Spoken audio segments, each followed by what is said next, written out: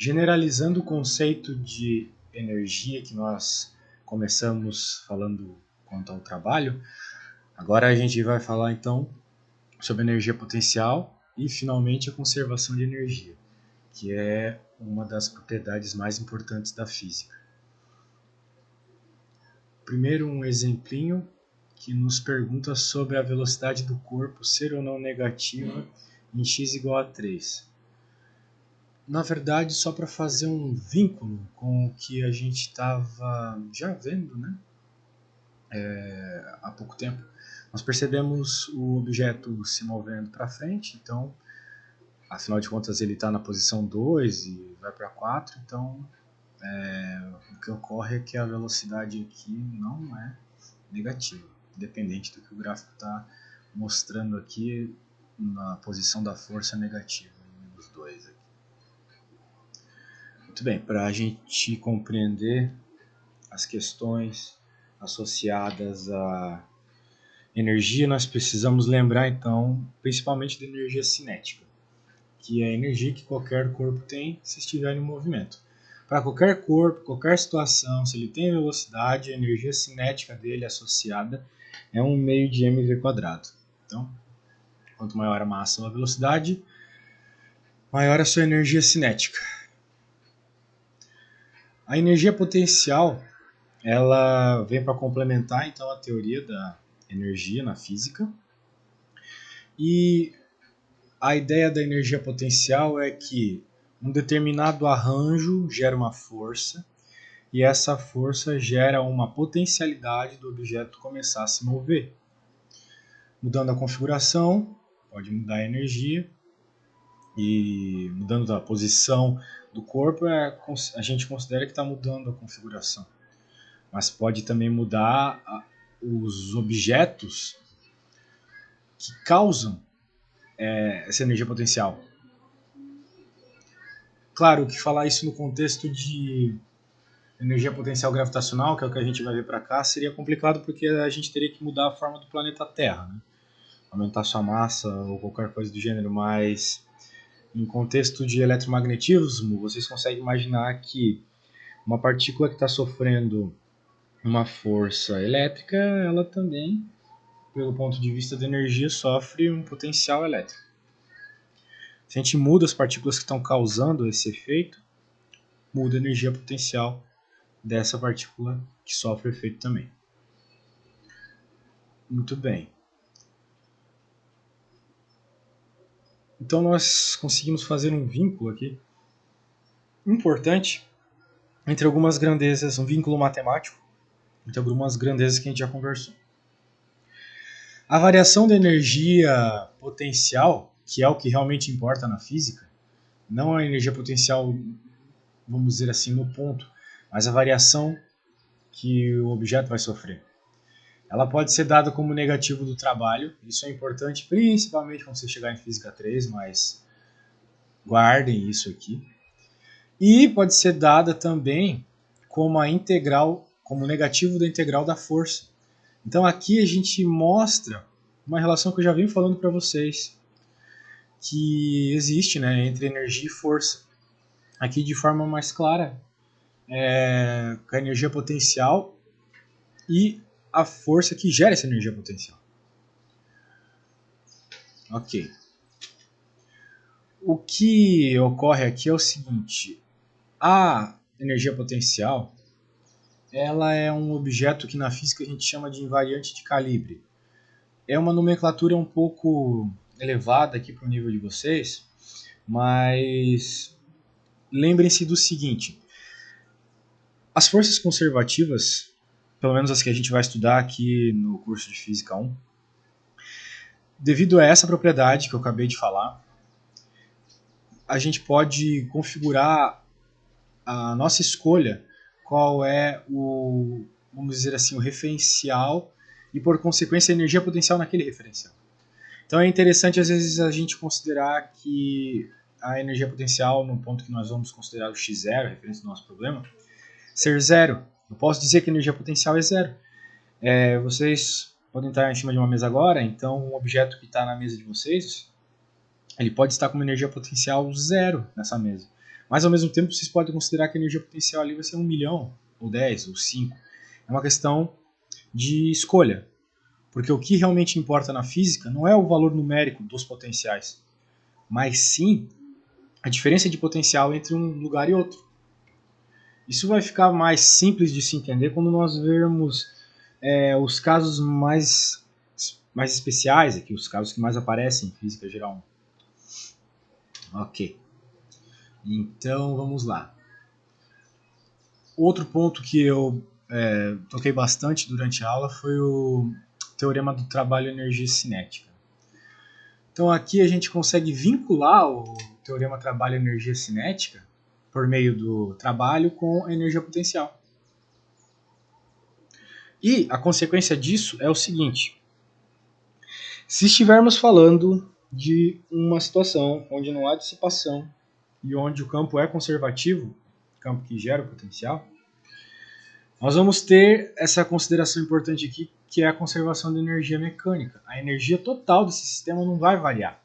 Então, vocês tendo essa limitação, que é um valor fixo de energia total do sistema, as contas podem ser resolvidas de forma mais simples, né?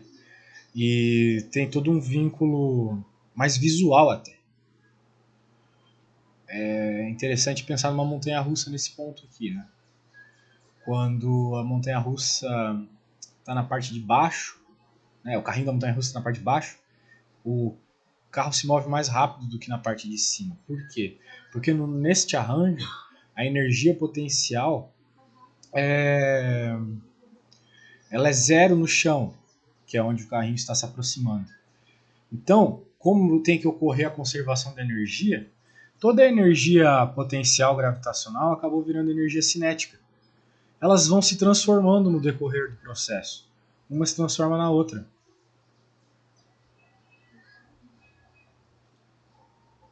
Legal. E, bem, a energia potencial gravitacional, que é a que nós mais usaremos, ela pode ser, a equação dela, aquela que vocês conhecem do ensino médio, MGH, ou aqui MGY, sendo y a altura do corpo, ela é facilmente obtida quando nós observamos aquela expressão que eu falei há pouco para vocês lá, que relaciona a integral da força com a energia potencial. Veja que essa é a força gravitacional. Se eu integro numa determinada altura, que vai de 0 a y, vai ficar mgy. Já falei um pouco sobre integrais para vocês, mas qualquer coisa, né? Professor de cálculo, ou leiam o livro lá, os exemplos que eu já passei, né? A questão é, vocês utilizarão isso aqui pronto, já não vão precisar integrar na hora da prova, por exemplo. Ok. Então, energia potencial gravitacional nos permite, então, resolver alguns problemas interessantes e que, se estivermos estudando-os pelo contexto de força, ficaria um pouco complicado. Por exemplo, esse aqui. Se eu tivesse que calcular todas as forças, vetor velocidade, que, por exemplo, ocorre nesse círculo, talvez fosse complicado. Né? O que está ocorrendo aqui é essa bolinha está caindo nessa rampinha e a gente quer saber qual é a altura mínima para que ela faça o loop. Legal. Como interpretar esse problema, então, né? Nós temos que pensar o seguinte: a bolinha tem uma determinada energia potencial aqui, e ao começar a cair, ela vai transformando essa energia potencial em energia cinética. Intuitivamente, a gente sabe que não é com qualquer velocidade que a bola chega aqui que ela vai fazer o loop. Se eu te der um petelequinho nela, ela não vai subir. Precisa de bastante energia, mas quanta? Qual é a energia mínima? Essa é a pergunta. A gente tem que pensar o seguinte. Primeiro, no contexto de força. Se a bolinha está tentando fazer o looping, o ponto crítico aqui é se ela vai passar do meio do meu círculo. O que tem que ocorrer aqui é que a força normal, nesse ponto, tem que ser zero. Essa é a força normal, vamos dizer assim, está no limite de chegar a zero. Essa é a força normal mínima para que ele se permanecer preso, né, durante todo esse movimento circular. Então, se nós fizéssemos um diagrama de forças aqui para a bolinha tentando circular essa rampinha aqui, esse looping, nós teríamos apenas na verdade uma força agindo, que seria a força gravitacional. Então não teria mais nenhuma força, não teria atrito aqui, não teria nada. A força normal eu acabei falando que é zero, e realmente é, se a gente quer no limite.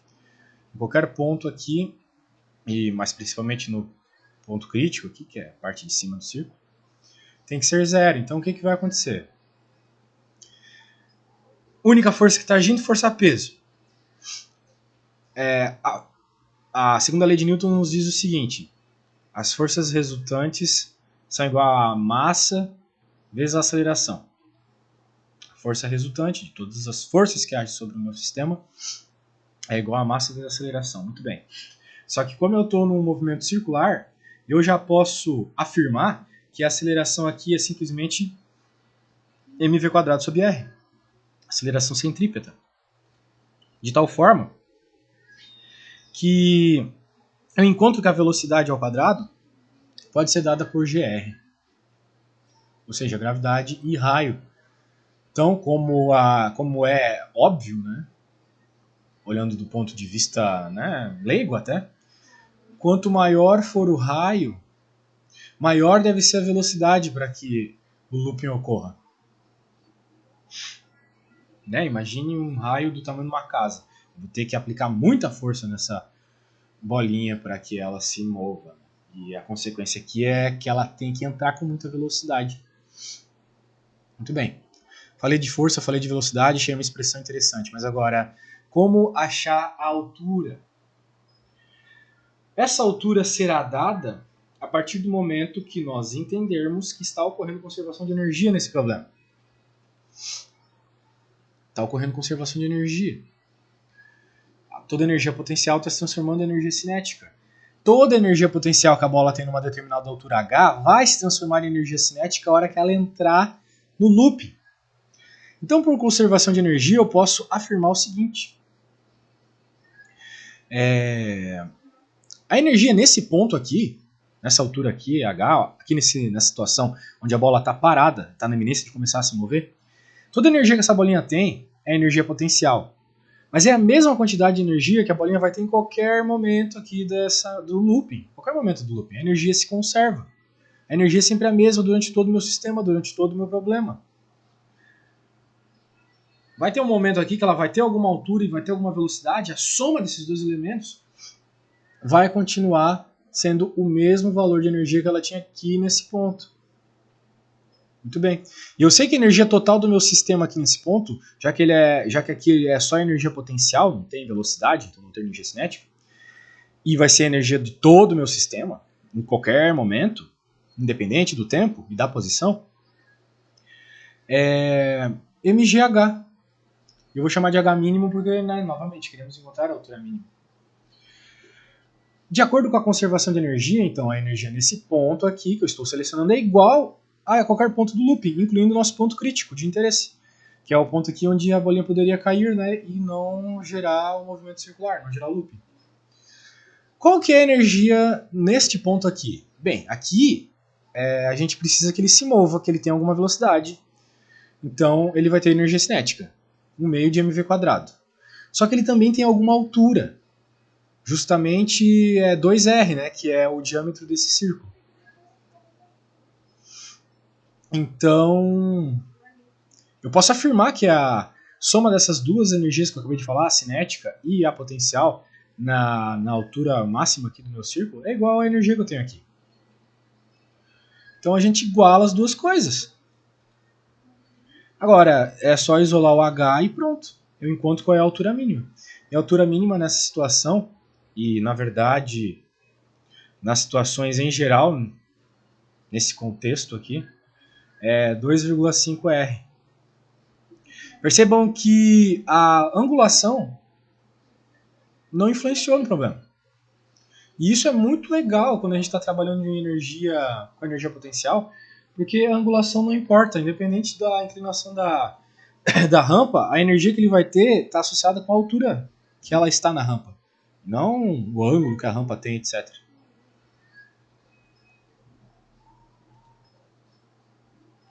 Então, pessoal, acredito que a introdução foi boa. Na próxima aula, então, eu vou falar um pouquinho de energia potencial elástica. Hoje foi a gravitacional, na próxima vai ser potencial elástica. E que nem a energia potencial gravitacional, ela tem uma equação, e essa equação é a lei de Hooke, que eu acredito que alguns de vocês já conhecem. Então, até a próxima.